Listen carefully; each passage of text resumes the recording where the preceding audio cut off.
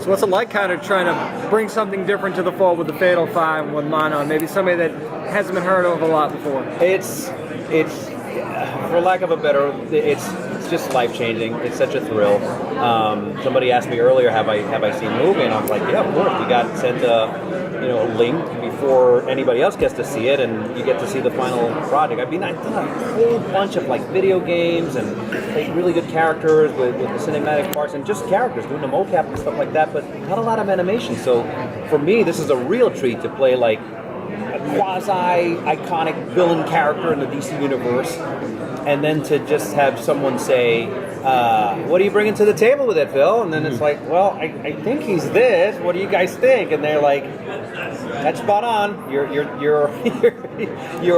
interpretation is exactly what we're looking for. And then it's just like, oh, well, that's it. Everything is right and cool with the world now. But like I told somebody else, they were like, well, where did you draw from? And I said I looked at some of the descriptions in the comic books, and then when they were showing me a couple of the prints of what the character in this particular Justice League movie was going to look like, then you sort of like put two and two together, and you look at his dialogue and you look at his description, and what came to mind with the voice, which ultimately translates to voice, was Ricardo Montalban, specifically in Star Trek Wrath of Khan or Spacey, if you're talking about the original series. And then like the other 50% was my dad, rest his soul, who was not unlike Ricardo Montalban, coming from Puerto Rico. He had a little bit of an accent and stuff like that. But it was just a flavor that I was looking for. It was just like it was a dark broodiness about him, even though he doesn't really have like facial expressions. He's got this dome on this somewhat nondescript face with featureless face, which makes it even harder to interpret that. And then you really have to like dig deep into the darkest realms of someplace to come up with something. And you take a deep breath, you speak into the mic. That what you're looking for? Yeah, spot on. Let's do it. And then you're just like, I'm in heaven. And then you feel good about it, because then you not only like please the powers that be and the producers of the project and the director, but you've also like paid homage to my dad, who was a big hero of mine when he was live and passed too, and then another iconic actor who I was a big fan of because of his movies and the things that he did and stuff. And it's just all one big gigantic tasty soup.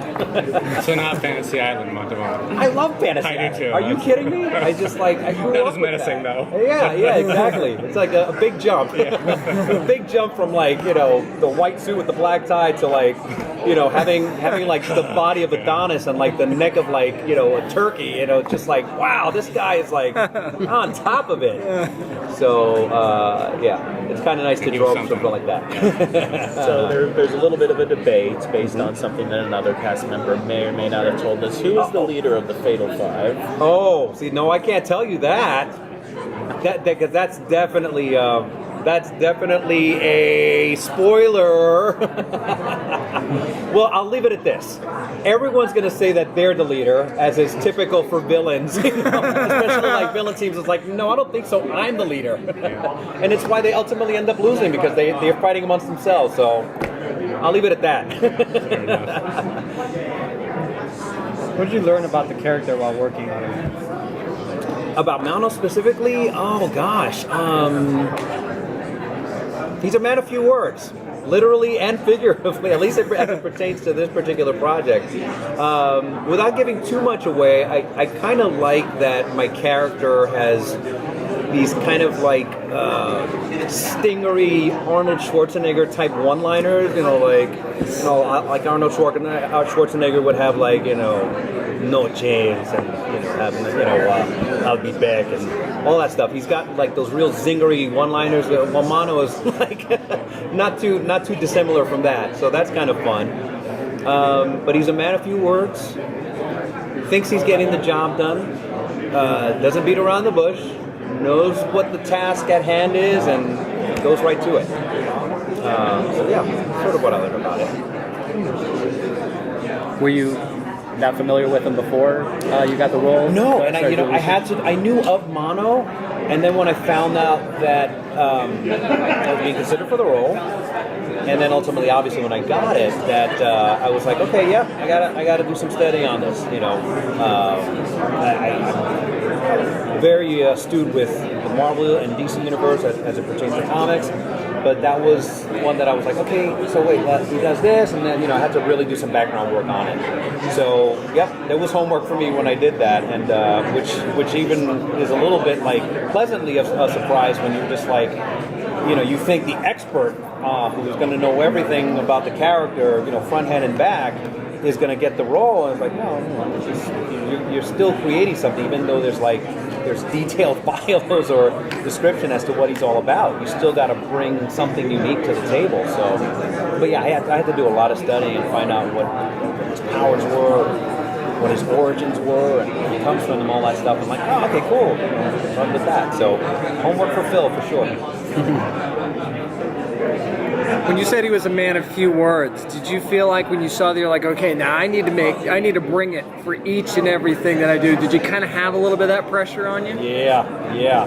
It's that when, from a dialogue perspective, when you have zippy, zingery little one-liners, it's very easy to look at it and say like, well, I got nothing. I don't know what to do this. So yeah, it's hard when you have like a simple thing of just saying stop, or something like that. It's like there's a gazillion ways you can do that depending on what the scene or the storyline calls for. So in some ways it can be really challenging, but then you can't overthink it either. So it's a real fine line. But yeah, you got to be on your toes when you have little one-liners here and there and not think too much about it. Yeah. And that's hard. It's not easy, but that's what we do as actors, and that's where the work comes in.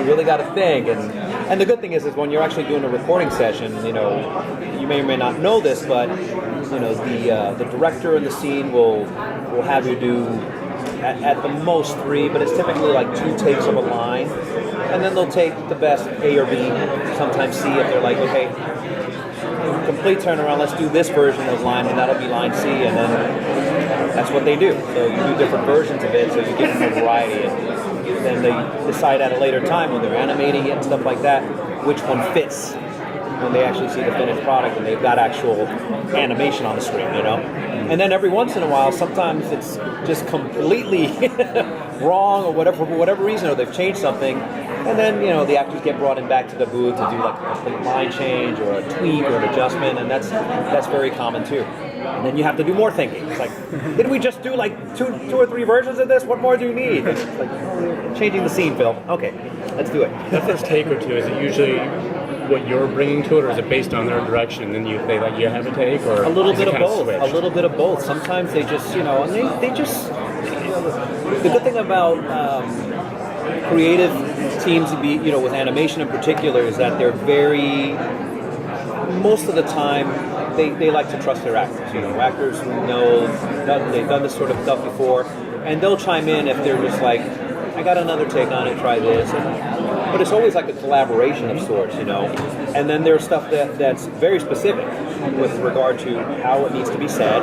You're yelling across a room, so you can't be saying like, hey, come over here. It has to be like, hey, come over here. You have to project more, and you need that guidance because, like I said, we don't have the luxury of having the script a week or so in advance. When we go into a session, that's the first time we're seeing it. So we have to say, okay, so what's going on here? And then they'll say, okay, so in this scene, they're landing on a distant planet, and as soon as the doors open up, they're come upon by a horde of like angry aliens or something like that. So they have to describe these things to you. It's like, okay, all right, great. And then you sort of do the little thinking about how you would interpret that, and then give a couple of different versions. So, and then sometimes it's very clear, like, he's angry, tell him to come back, say, come back. It's as simple as that, but context is everything. And sometimes, most of the time, you need a lot of help with regard to what story you're telling from the creators and the powers that the writers are there saying, telling you what the storyline is all about, and then the director's there to sort of direct you with your interpretation of what your voice is trying to say.